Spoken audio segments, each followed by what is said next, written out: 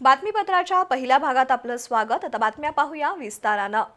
कोल्हापूर महानगरपालिकेच्या निवडणुकीसाठी महापालिकेनं मतदार सेतू पोर्टल तयार केलंय।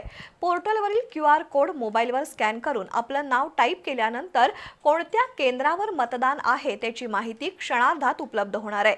दुसरीकडे कोल्हापूर महापालिकेच्या मतदार यादीमध्ये 6115 दुबार मतदार आढळून आले आहेत।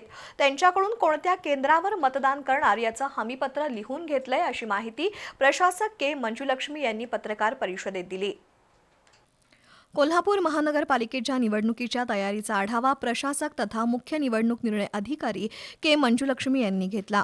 केंद्रनिहाय मतदार याद्या तयार झाल्या असून कोणत्या केंद्रावर आपलं मतदान आहे हे नागरिकांना समजण्यासाठी महापालिकेनं मतदार सेतू पोर्टल तयार केलंय। त्याचं अनावरण प्रशासकांच्या हस्ते करण्यात आलं। या पोर्टलवरील QR कोड स्कॅन करून नाव टाईप केल्यानंतर आपलं मतदान कुठं आहे हे तात्काळ समजणार आहे। आता मतदान यंत्रांमध्ये उमेदवारांची नावं आणि चिन्ह फीड करण्याचं काम सुरू झालंय। दरम्यान कोल्हापूर महानगरपालिकेच्या मतदार यादीत 6115 दुबार मतदार आढळून आले आहेत। त्यापैकी 2594 जणांकडून मतदान कुठे करणार याबाबतचं हमीपत्र लिहून घेतलंय, तर दुबारचा शिक्का मारलेल्या 3521 जणांनी अजून हमीपत्र भरून दिलेलं नाही। एकाच ठिकाणी मतदान करणार असल्याचं त्यांनी हमीपत्र भरून दिलं तर त्यांनाही मतदानाचा अधिकार मिळेल। दुसरीकडे मतदान यंत्र ठेवण्यासाठी स्ट्रॉंग रूम तयार करण्यात आली असून तिथं CCTV बसवण्यात आले आहेत।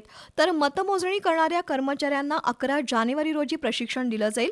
2015 साली कोल्हापूर महापालिकेच्या निवडणुकीसाठी 68.75% मतदान झालं होतं। यंदा यामध्ये वाढ होईल असा अंदाज आहे। संपूर्ण शहरात 384 दिव्यांग मतदार असून त्यांना मतदान केंद्रात आणण्यासाठी व्हीलचेअर पुरवण्याचं नियोजन केलंय।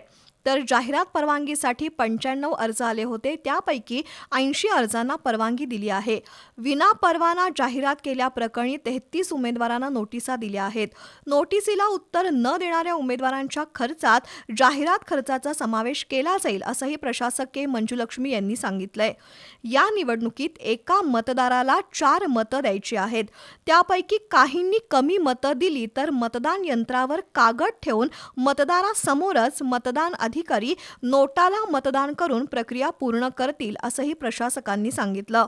पत्रकार परिषदेला अतिरिक्त आयुक्त रविकांत अडसूळ, जिल्हा माहिती अधिकारी सचिन अडसूळ उपस्थित होते।